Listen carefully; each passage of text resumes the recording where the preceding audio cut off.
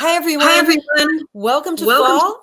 Welcome to the Arts at Dartmouth. Welcome to the Hopkins Center. I'm Mary Lou Oleski. I'm the director of the Hopkins Center, and it's really exciting for us to start this kickoff week of activities to launch the season that's ahead.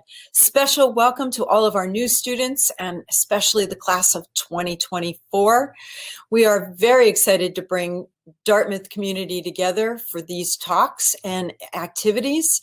And, this is a very special year. And one thing we know about our Dartmouth community is it really stands tall together. So without any further delay, we're excited to welcome Phil Lord and Chris Miller to Small Screen Fun, especially as we're getting excited about the launch of their new movie, Connected, which comes out on October 23rd. And to get the conversation started and welcome some students into the conversation is our director of film, Sid Stowe. Sid, take it away. Good evening. If there is a silver lining to this pandemic, it is that virtual is the new in-person. And because of that, LA has never felt closer. To kick off this fall term at Dartmouth, as Mary Lou said, I cannot express how excited I am to welcome Hollywood heroes and the class of 97 alums, Phil Lord and Chris Miller. Hello. How are you guys?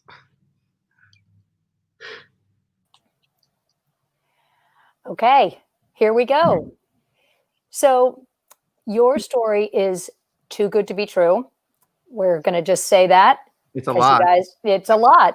And, you've been lying for this whole time. Yeah, and it kind of goes like from here to here. We were sort of talking about the fact that, there you go, not very long. And as you said, I think, Chris, that your career feels like one extended dare. But I just wanted to talk about the fact that no matter how far you've gotten, you have never forgotten Dartmouth. And, we first met in 2009.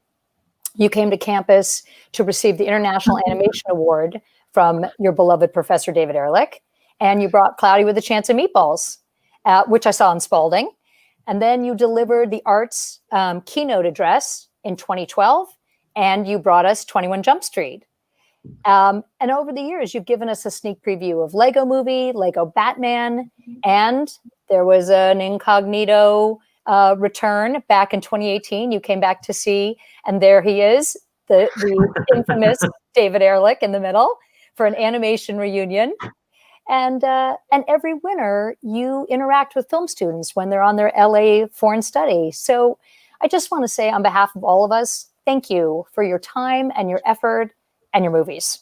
So I had to get that out because you guys really, there are some people that leave school and we never hear from them again, and you're just the opposite of that. Well, I'll just say it's our pleasure, and people came back to campus when we were students, and it was really meaningful, and so we just feel like we'd like to pay it backward. Well, all right, I get my one question. And I'm going to quote it because there were so many quotes about you that I found hysterical. And it said that you have been called smart and subversive, madly imaginative, original, satirical, etc., etc. But I always wondered if your superpower isn't rooted in your embrace of disruption. Most of us panic at the thought of disruption or chaos, but I feel like you guys see it as an opportunity for innovation. And I wanted to know if you could talk a little bit about that. Sure. I think my mother is watching, and yeah, she sent me this note. Yeah, I wanted to understand that those 18 years of messy rooms has led me to this point of being comfortable when things are not tidy. I think that's right. We've always sort of seen ourselves a little bit as, outsiders.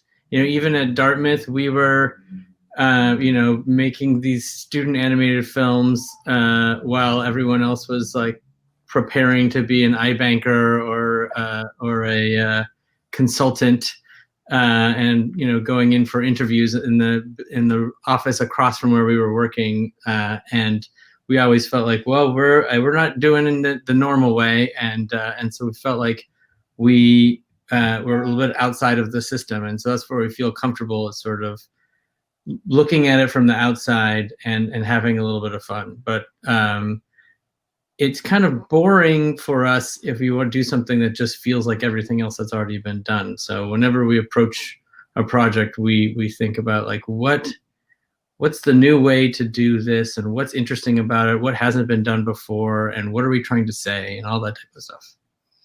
Well, or like, let's take a toy like a Lego and let's make an entire movie about that. And I had to ask, is it because of the fact that Legos are constantly innovating, that they can be made and then broken and made into something else, and they just have all this opportunity for people? I think that was the original attraction to us, is that this is about this toy that's this incredible tool for creativity. And one of the reasons is that it's impermanent. And Right. I think our collaboration requires a kind of embrace of impermanence, because I might write a scene and think it's great, and then I show it to Chris, and he has a different point of view. He's usually right, and whatever he comes up with is great in and of itself. But really, the thing I've been thinking a lot about recently is it's the seam in between the two collaborators that is the thing. That's where the creativity happens. It's in the interaction. It's not in the genius of any one person. It's the collective genius that happens when we talk to one another. And that's what makes movies, or at least the way that we all make movies, so exciting. And a miracle. It's a miracle. Anything happens. It's a miracle that people can line up single file and not kill each other. So it's an even bigger miracle that people could collaborate and make like a work of art somehow. Yeah. No, that's pretty good. I would think that our ancestors from thousands and thousands of years ago would be really surprised. Yeah.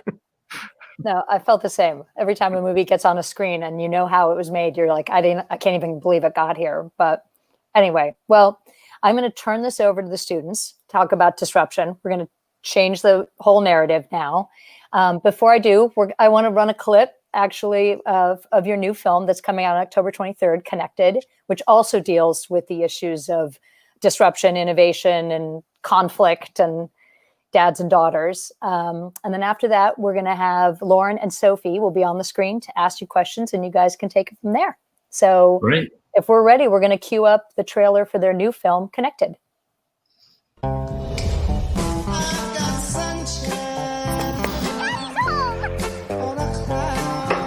Katie used to be my little buddy. We'd go on nature hikes and skip rocks. Slow down there, killer. Are you excited for camp? Don't make me go. And we used to be so connected. Hey, Dad, smile. You know, you could experience things a whole lot better without that camera. Dad, this is how I experience things. I don't think... Yes, tomorrow I'm finally leaving for college. But in the meantime, I made you guys this goodbye video. You know what? This is our last night together. How about we make 10 seconds of family eye contact? Starting... Put your phone down. Now.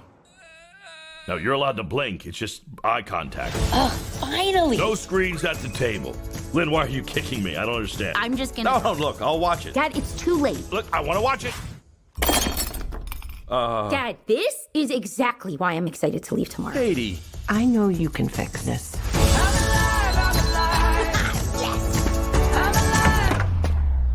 Why do you need all that to take me to the airport? I canceled your plane ticket to college. We are going to drive you to school on a cross-country road trip as a family. Behold.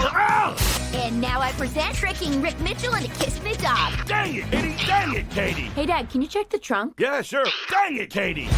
Hey, kids, there's supposed to be some great hikes around here. Just a sec, Dad. We hear a pal about to drop our biggest invention yet. Meet the Helper Bot. We promise you they will never, ever turn evil. Mom, what is that? Greetings, humans. Technology rising up. Sayonara. Robots roaming the streets. What is this strange creature? Dog, pig, dog, loaf of bread. The Mitchells have always been weird. No time to wash your hands. Don't worry, I never do. That's what makes us great. That's my girl! And we just might be weird enough to save the world. All right, hands in. Oh, he licked my tongue!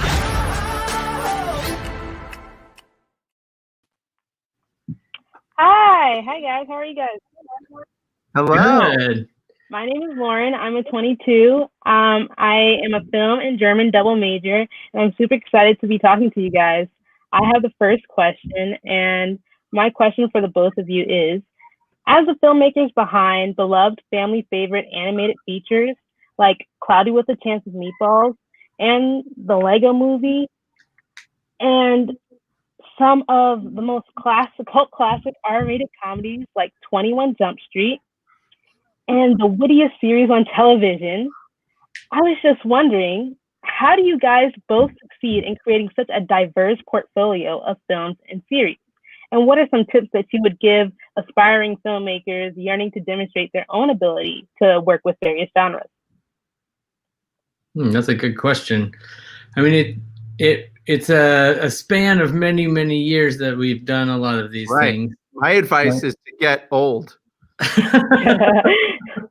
But we definitely, there were times in our career when we made decisions about what we wanted to do based on not getting pigeonholed as doing only one type of thing. After we made Cloudy with a Chance of Meatballs, we were trying to figure out what our next movie would be, and we were deciding between a family movie that was at Disney and doing 21 Jump Street. And part of the reason why we decided to do 21 Jump Street was because it was so different from Cloudy, and it was like, an R-rated comedy, action comedy, felt like it was as different as you could be, but it had the same, it had something about it that was really interesting to us, and we had something to say about it. So we're really trying to decide, is like, do I have something to talk about? Is this thematically interesting? Do we have anything new to add to the conversation? Do I have a way to make it unique that nobody else would do? And then the other thing we're thinking about is like, is this just the same thing we've done before? We never want to do that. So it definitely is conscious, but it just sort of ended up that we're interested in a lot of different things, I guess. I would say also, even when we did the sequel to Jump Street, for example, doing the same thing a second time is not interesting to us. And so I think like we struggle to do a good job unless it's something something new. And even that Jump Street movie was about how it's not as fun to do it the second time. In a movie about that feeling. So yeah, I guess I really admire filmmakers that shift gears a lot and that have a lot of different curiosities. I had a real hard time picking a major. I just ran out of time in the end. And I think it reflects, Chris and I both, just have a lot of different interests. And, that's how I felt when I was at Dartmouth, that I just wanted to stay there for like 8 years and learn all the things. And at least, in this job, you get to learn a lot of different things. Every time you work on a new movie, you're learning about a whole different dimension of how people are, and you work with a whole new group of people. So it's kind of comes with the territory. Yeah, I definitely resonate with wanting to learn everything. And one of my favorite things about you guys as filmmakers is the fact that, when I saw Last Man on Earth and I saw that your names were attached to that show, I was literally so shocked because it was something that you wouldn't expect. And that's one of the things that I strive for as well as an aspiring filmmaker. So thank you. Thank you. Yeah, and that was, like a lot of these things are great collaborations, like we were saying earlier with Sydney, and that one was a really fun one that we did with our friend Will Forte, and it was a lot about the way his mind works, and so a lot of it was just trying to sort of set up a scenario that would allow Will to be as weird and unique as he could be. Yes. Hey, so I guess I could come in with the next question. My name is Sophie. I'm a 20. They, them. I majored in film and digital arts. I'm super into writing and inevitably rewriting. And I'm super excited to discover a little bit more about found family specifically. So found family is a theme about like not necessarily being connected by blood, but finding a space where you have a sense of acceptance and belonging. And it's incredibly important for queer communities, POC communities, and other spaces. And so I was wondering, how did the element of finding your family and being connected and just finding acceptance in a space come into play in making Into the Spider-Verse and some of the other films? Right. That's a movie about both, right? Finding your found family and then reconciling your, the family you grew up with your new identity. Chris and I both come from really, really supportive families. And I think that we both, at least speaking for myself, I guess, socially, when I was in high school and college, I just was not very popular. And I just really wanted to find that group of people with whom I felt, at ease. And I think that animates a lot of our characterizations at people that are really looking to find their place in the world and find people that resonate with them. And I feel like we just keep making that movie. Right. And I think that Spider-Verse especially, had this, Phil had this idea at the very beginning that it should be about inspiring people to find what's special about themselves and share that with the world and do good for the world. And part of figuring out how to tell that story best was the idea that, of that all of these disparate characters that come from all over the multiverse, they come from all walks of life, and that they could all find like a commonality and they could find strength with each other, and they could and that then they would see that they all had something in common, and then maybe that we could all look at each other and see that we all have something in common too. And so that was a really strong idea to build the movie off of, and that character of Miles Morales is really lucky because he has he's had some issues with his parents, but he has very loving and supportive parents. But he also ends up getting another family of people who understand him in a different way, in a way that his family can't. And he finds strength and support through those guys as well. And so that's something that sort of developed more and more as we were working on the movie. It started off as a fun thing to sort of represent that anyone can wear the mask, anybody can be a hero, and then the thematic idea of and the LGBTQ allegory of it was always underneath there, and then it became more and more prominent as we were making it, because it became clearer that was the kind of story that we were telling. Yeah, it's interesting. When we started writing the movie, we thought one of the questions we were trying to get at was what makes a kid successful? What makes a young person with potential able to maximize that and fulfill it?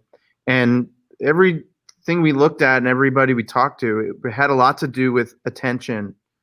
It's not necessarily always positive either. Like his teacher is based on my cousin, and I went to her class, and she was sometimes kind of like tough on the kids, but they always knew that she was paying attention to them, and she was watching whether they were, doing their homework and whether they were paying attention or not. And I thought that was a real superpower. You could tell those kids knew that they were being looked after, and I thought that Miles, what was going to make him successful was that he was seen by somebody, and that's really what the movie is about, is finding other people that can see you. And as we're trying to develop the sequels, that continues to be the overarching theme. It's like when you've got something, when you're and everybody on some level has a superpower, right?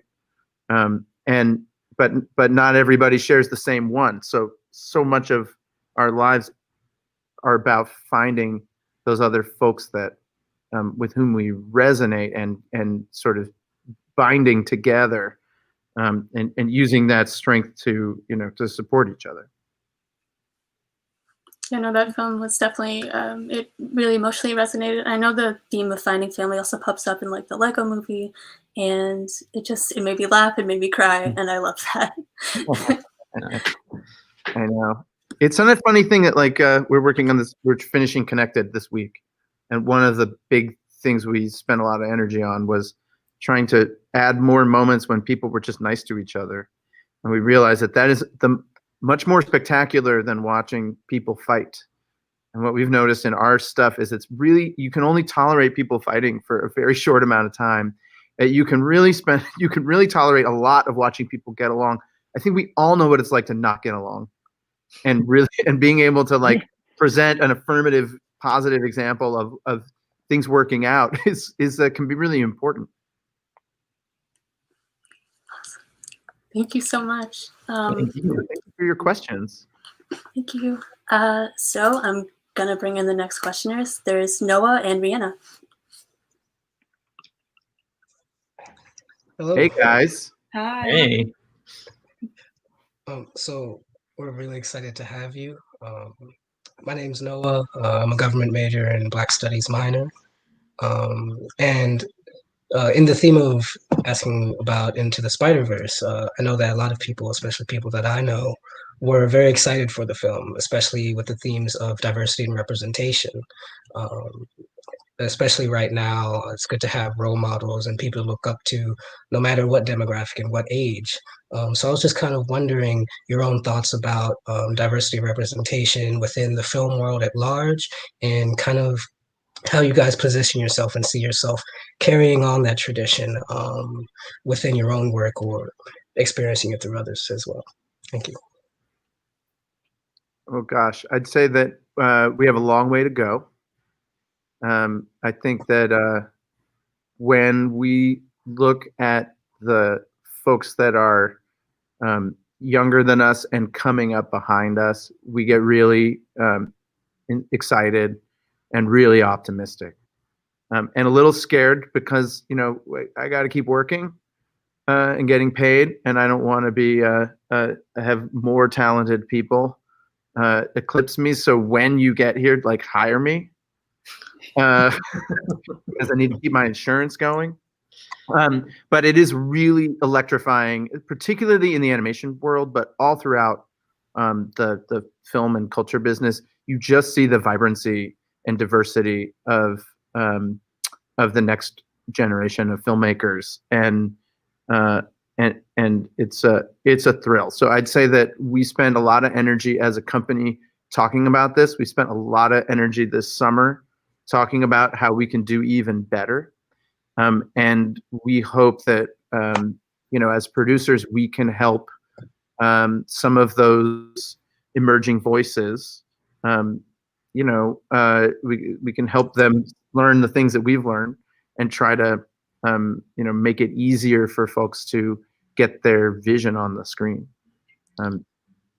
And one thing that was interesting as we were, developing Miles Morales as a character in the movie, typically you're trying to make a character that's as universally appealing as possible. And what we found was that, sort of contrary to what some people might expect, the more specific he was and the more culturally specific he was as a character, the more you could relate to him. Anyone could relate to him, whether or not they had that specific cultural experience or not, because he felt like a real person and wasn't just sort of a generic universal bot of all humankind. And his specificity became what was universal about him. And so that was a really interesting lesson, I think, as people start to make their own stories, that the more true they are to their own idiosyncrasies and the specificity of the world that they come from, the more it feels interesting for everybody to watch it, because you're seeing something you don't get to see every day, and it's not just the average of all things. It's you're seeing, if you're someone who comes from that culture, you're like, I see myself, and it's very exciting. If you're someone who doesn't come from that culture, you're like, oh, that I'm getting to see behind the curtain of something that I wouldn't normally get to see. So it's extra. It's an extra important thing when you're thinking about making something yourself. I just add that, the decision to make the movie about Miles and his family cost us nothing. It was the easiest. It took 5 minutes to think about it. It was so easy, and it was cheap, and then the journey of making the movie was hard, like every movie is, but the result was so powerful, and the only thing in our way from going down that road was us. There was literally, it's so simple. And I would just encourage folks, whether you're folks, that are just entering the film business, or old timers like us who have a little bit of juice to spread around. We have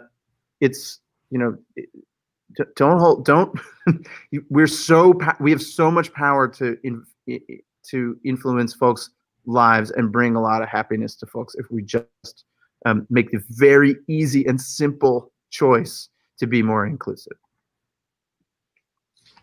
Thank you. Thank you for that. Hi guys, my name is Rihanna. I'm a 22 and I major in computer science modified with digital arts. Thank you guys so much again for joining us. It's been a pleasure so far.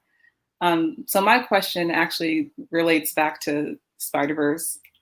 It's just a great movie. And one of my favorite scenes from that film is when we see Miles tied up in his web. He's unable to move, unable to speak. And then in comes Miles's dad, who is still so distraught over his brother. And he says something to Miles along the lines of, people drift apart. I don't want to see that happen to us. And when I saw that scene for the first time, my heart just broke wide open. It was just such a powerful scene. And this theme of masculine vulnerability is something that you seem to touch on in a lot of your films, like from the Lego Movie, Cloudy with a Chance of Meatballs, even 21 Jump Street. So I was wondering, specifically with this film, Spider-Verse, what do you think it meant to have Miles's dad be so open and vulnerable in that moment to his son, even when he thinks that those feelings won't be reciprocated or at least verbalized in that moment? Yeah, I mean, that was it was a journey to get to that scene in the movie. Same thing, Chris. Yeah.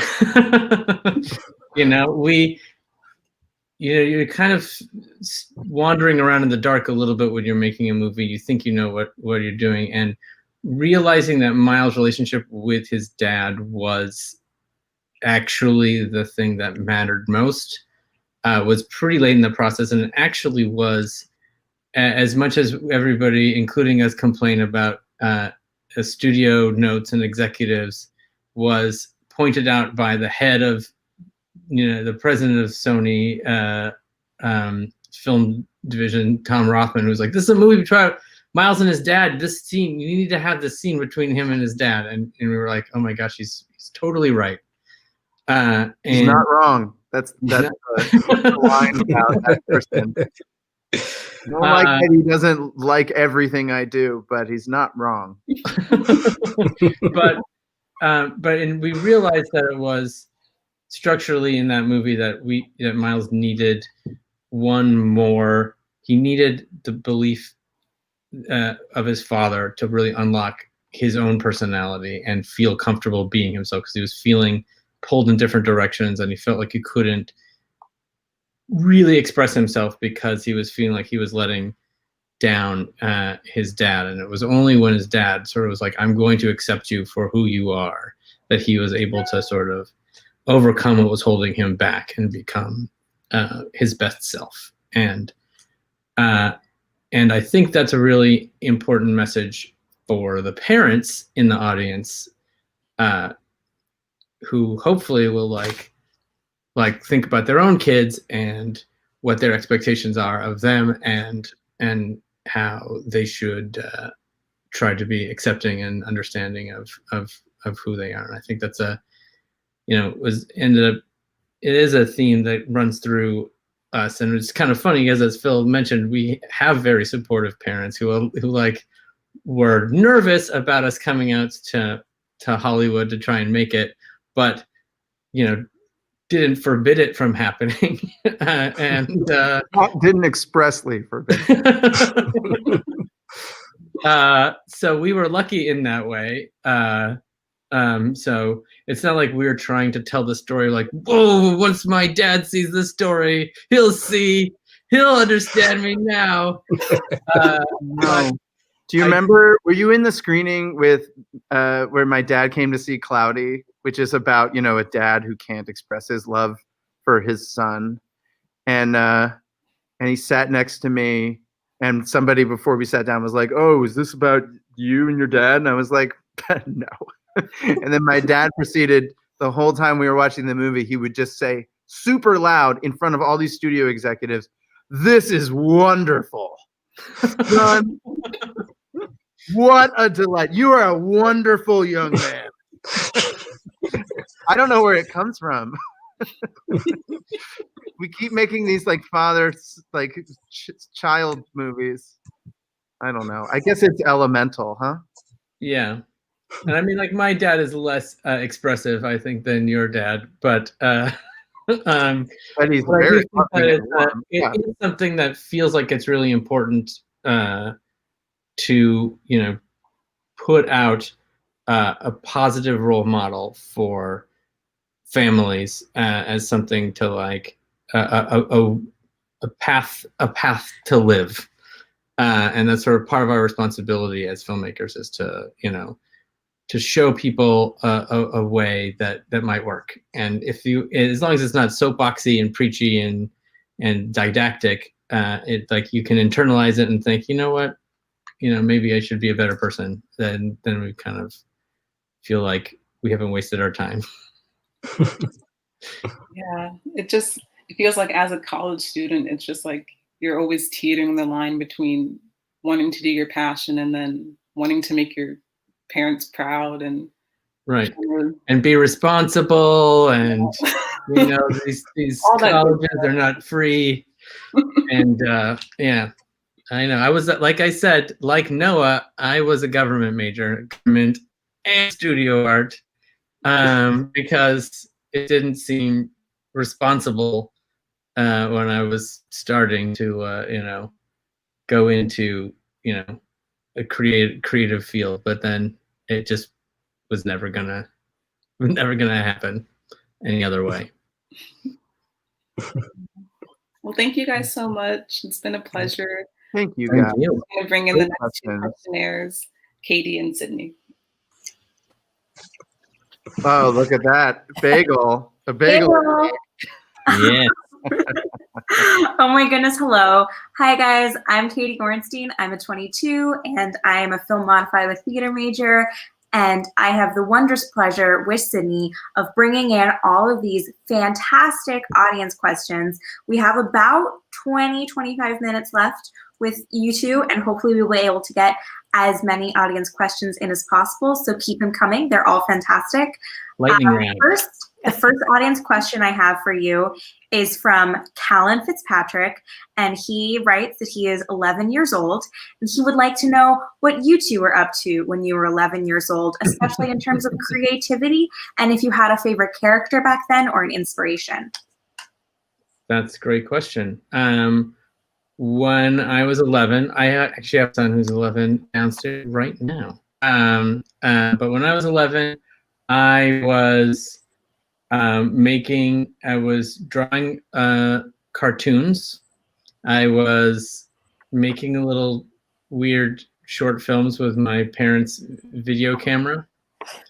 I was doing a lot of fighting with my sisters, probably some Lego space playing still, and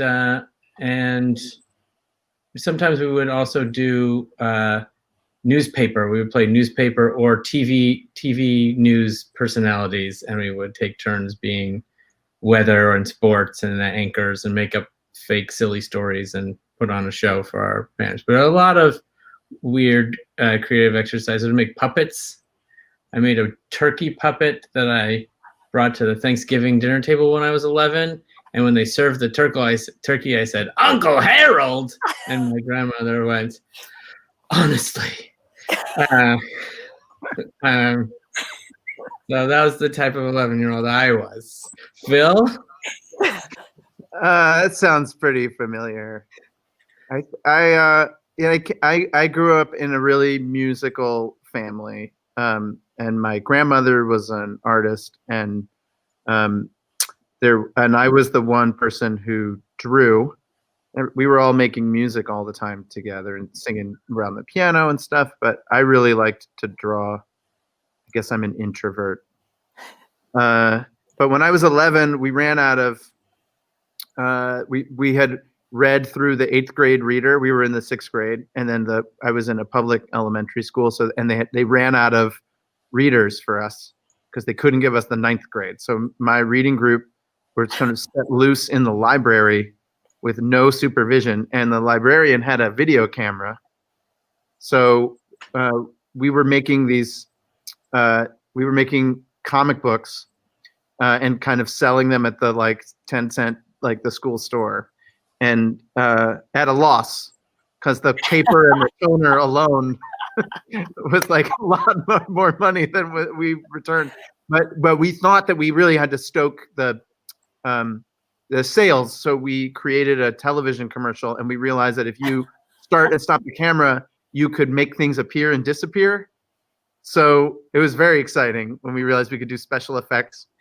And we would wheel the television cart around from classroom to classroom, and they stopped they stopped teaching kids math in order for us to show them this commercial that I don't know where it is or if it exists, but that's probably my first filmmaking experience.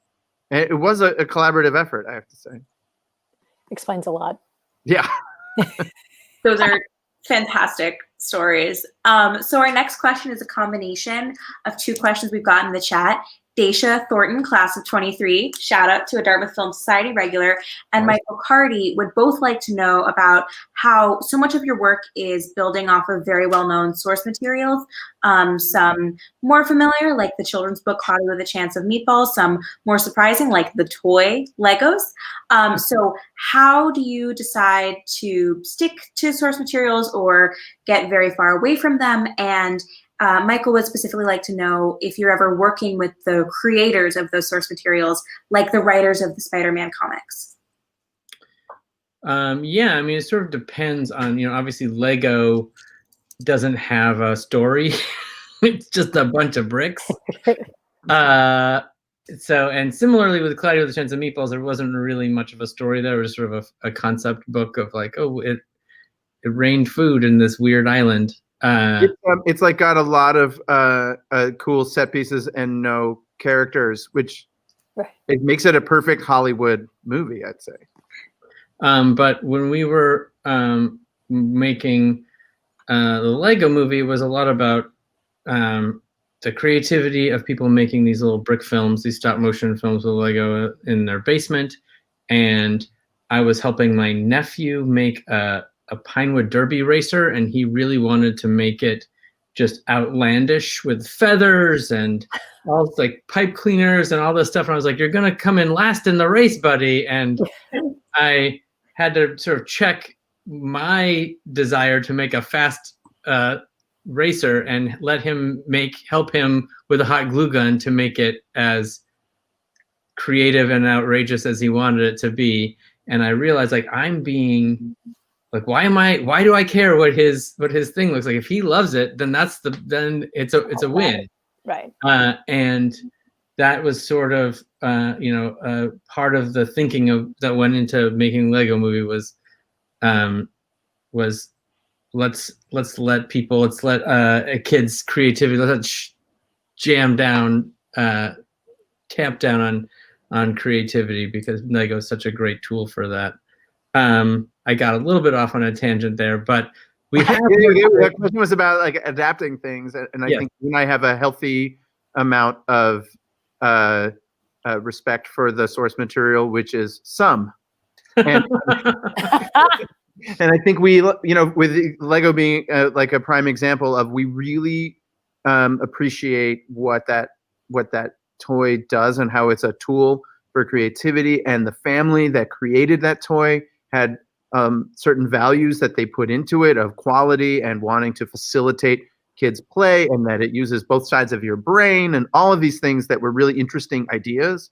And then we use those ideas sort of like a suggestion in an improv group and kind of tried to run with them and see what came out of our heads. So it really was a collaboration between what inspired us about it and the original material. I'd say Cloudy was the same thing. We love that book. And we had a spin on it that we thought honored the spirit of it. It was like a very satirical book. It is a very satirical book. It's beautiful. And we wanted to make a beautiful movie that was a satire, but also was really warm, just like the book is. But it's really different from the book. It looks different. And the folks that created the book, they loved the movie because they felt like it captured the feeling of the book, if not the letter. And I'd say the same thing with the creators of Spider-Verse. The movie has makes its own choices. It's really beholden to a lot of the choices that those guys made. These days, we've spent a little bit of energy trying to bring more original material into the world, because we started to worry that the culture was going to disappear up into itself like a snake eating its own tail and never return. So we have been a little bit felt a certain responsibility to work on that. The nice thing is, Connected, the movie we're working on it right here in this stage, is a totally original idea. That's such a great answer, and I agree on the whole snake eating a tail situation.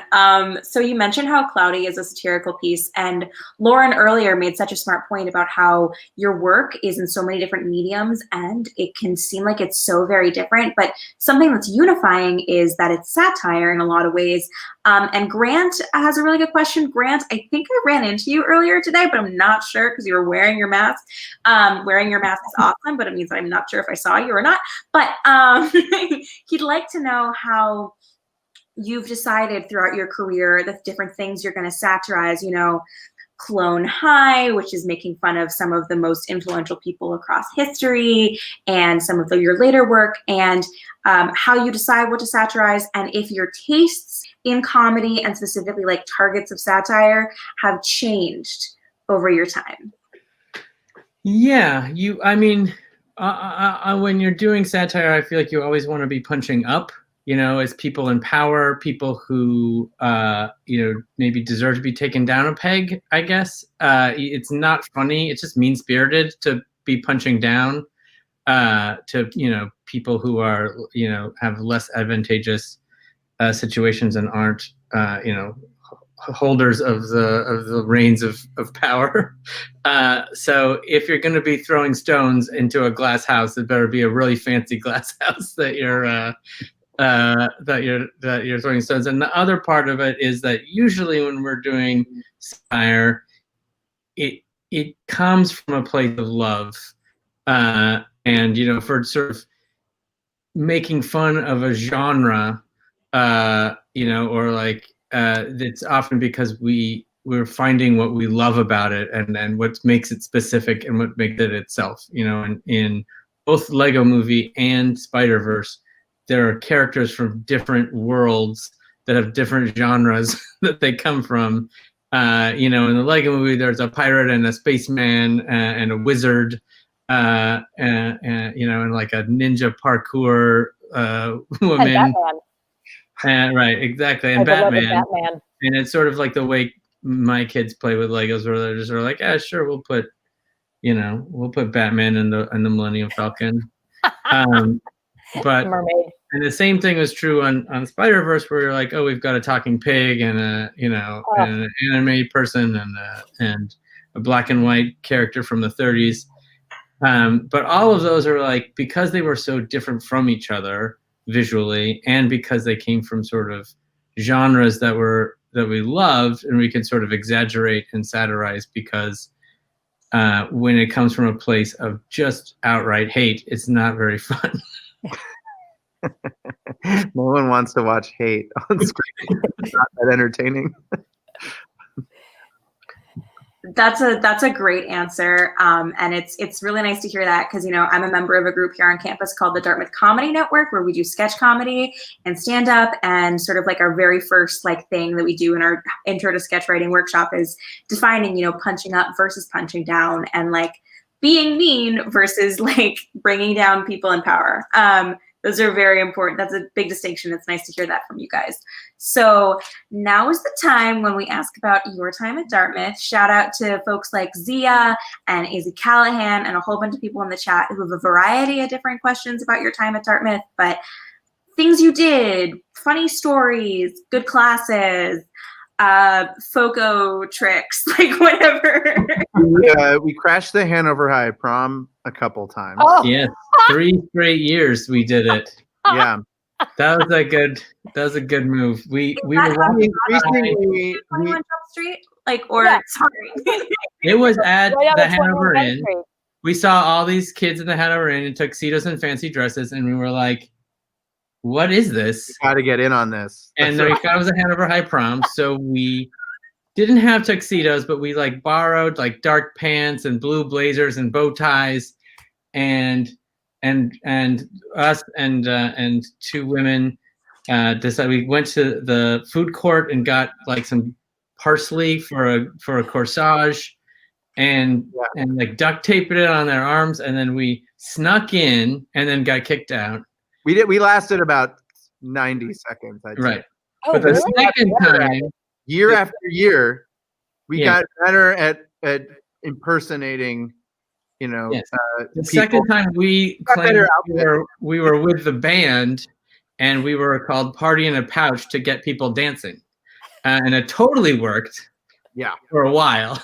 And then we sort of felt bad because we didn't get kicked out immediately. And then we're like, this is lame. This is their best night of their high school life. And we're pooping on it by being here. Should we just leave? And then we just left voluntarily. It's true. So that was one of many cuckoo adventures. You mentioned that you were a government major, which might surprise people given what you're up to now. Yes. It has not come in handy, I will say. Knowing you became a really good critic. Cannonball rule. What? You became a great critical thinker. That's important. That's coming. Sure, I actually think I do have a theory that it is good if you want to make films to at least minor in something that isn't about film, so that you can have something to write about and have something to make things about, and have a breadth of knowledge that isn't just about the craft of filmmaking, so that it isn't the snake disappearing up its own tail again. Yeah. Films commenting on films, which is basically our entire oeuvre is. Yeah, we haven't really lived it. Right. But I do think it's good to have, that's what's great about Dartmouth, is that it is a really well-rounded education, and there are, you do get to take classes in all different, areas. And I think that's really cool, is that you're not just completely focused on one thing, even if you are a film major, which is great. And I super support the entire film program and all the things. You made a great case for a liberal arts education in general. I feel like it's as if you guys know that my parents are watching this. Yeah,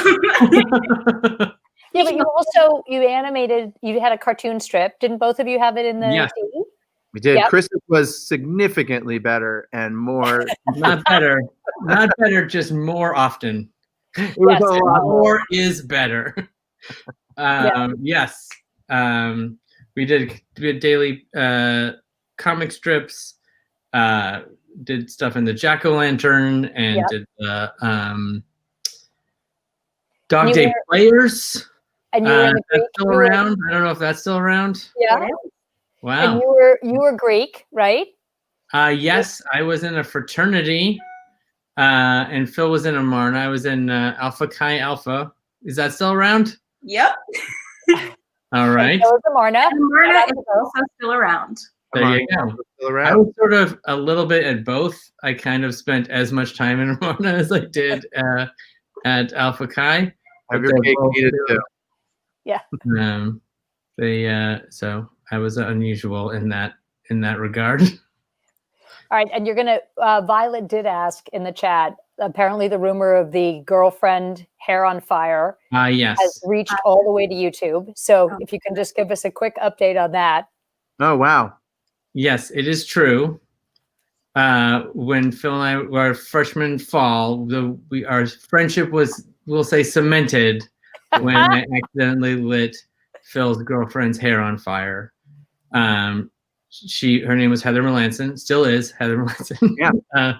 She still exists. Going strong. And she lived downstairs from me in Hitchcock. And she was playing a game on her computer called Jewel Box, and I was playing a game called Let's See How Close We Can Get This Lighter to Heather's Hair Without Her Noticing. And I won that game, and her hair smelled terrible, and I felt really bad about it. And it smelled terrible for weeks, but Phil thought it was funny, and we became even closer friends. Perfect. I like the cut of this guy's jib. I think that's the perfect note to end the Dartmouth stories on. For sure. So, just want to give a quick shout out. Annie Lord is in the chat. And, nice. That's my sister. She's a genius. She is referencing the things that you made when you were 11 years old. So, hi, Phil's sister Annie. So for our final question, we want to, look ahead, both to the things that we played the trailer for, Connected. You're literally in the studio for the sound space for that right now. What can you tell us about that? And then also, a lot of people in the chat are wondering about these Clone High rumors. Rumors are real. What can you say? Well, Connected, actually, it just was announced today that it is not coming out in October. Oh, no. I know. It's, going into a windowless room with a bunch of strangers right now for 2 hours is not a great... It's a less popular activity at the moment. So it's moving downstream to where it can be a safer activity and millions of people can go see it, because it really is a very special movie, and it really... I think resonates with the moment that we're in that it's about, a family coming together during apocalyptic times and using technology and finding the good in technology. And it's a really cool and special movie, and it was created by this guy, Mike Rianda. It's based on his own family, and it's about this girl heading off to film school, and her dad having a hard time letting her go, and she's a very, very creative filmmaker, and so the whole movie has her filmmaker aesthetic in it, and it's literally doodled on the margins of the movie throughout, so you really feel like you're sort of in her notebook, right? And it's really vibrant, and it's been made with a whole lot of love. There's guys across the hall mixing it as we speak. We've got a few more days going on it. It sounds beautiful. We're really, really proud of it, and it deserves to be seen with a big, full audience, full of happy folks. So we're just going to wait until there's the right time to do that, and then we'll bring it to you. Yeah, we're really excited about it. Clone High is coming back. It's, we're negotiating with where it's going to happen, and but hopefully that will be settled this week. But yes, we're going to do a new we're going to unfreeze those clones. Right. They're going to wake up. It's a bit of a Rip Van Winkle story. They're going to be confused about all the memes that have been emerged. And we should mention Bless the Hearts Yes. In a couple of Sundays, Fox. Maya Rudolph, right? Yes, Yeah. Maya Rudolph. We've collaborated with her on many things, and she's just the best. It's the best. Yeah. She's in Connected as well. She's the mom in Connected. She's just a real delight. And the entire fall on being Kamala Harris. Exactly. Well, I started a list of all the things you have coming, and I finally just gave up because I mean, it's like 4 films, like 4 television projects, ranging from, show running, directing, executive producing. And I was like, you know what? We're just gonna send out an Excel spreadsheet to everybody on YouTube so they can see. And Artemis is a go as well, which I read about. We're still working Artemis on Hail Mary. What? Is it Hail Project Mary or is it Artemis? Project Hail Mary. They're 2 different Andy Weir books. He's very interesting writer who does this very realistic version of science fiction that's based in real science stuff. He wrote The Martian. Yep. And these are 2 different books that we liked, both of them. So we're developing both of them. Awesome. And so they're both really fun in different ways. Well, we look forward to them. I can't wait because that's a nice jump from Connected to space and television and everything else in between. And honestly, I cannot thank you enough. I know you have, like, as we just said, about 250 projects going on at the moment. And we so appreciate the hour that you guys could drop in and talk to us and help everybody kick off the first week of the term. And so I just want to thank you because I can't imagine being reminded how much I love movies more than sitting down and listening to you guys talk about why you got in the business and what inspires you to make the movies that you do. So we really appreciate it. So nice. A big part of why we decided to do this is, started at Dartmouth with David Ehrlich and other folks in the film department. So we're just, doing our part. Great. Well, thank you. It's been. There were great questions from everybody. So thanks to everybody. It was really fun. You guys are princes. It's always easy when the talent is cool and lovely. Shout out to all you guys and all the students, and welcome back. And just you guys give us all hope, and you have to save us. Please save us. Please. All right. And don't forget to vote. Vote. Oh yeah. Vote. You turkey. All right. Yes. So anyway, I just wanted to, so thanks again. And we're actually going to blend right into the next show. Well, the sun never sets in the hop.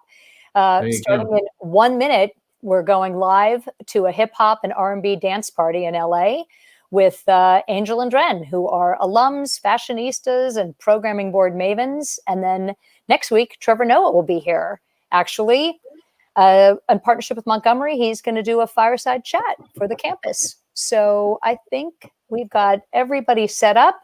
And I just wanted to say again, we got the whole gang back. Phil and Chris, God bless you. Thank you. Thank you. This is a fireside chat for us too, because we're in LA and there's fires nearby. Yeah. Thanks a lot, guys. Nice fun. Thanks.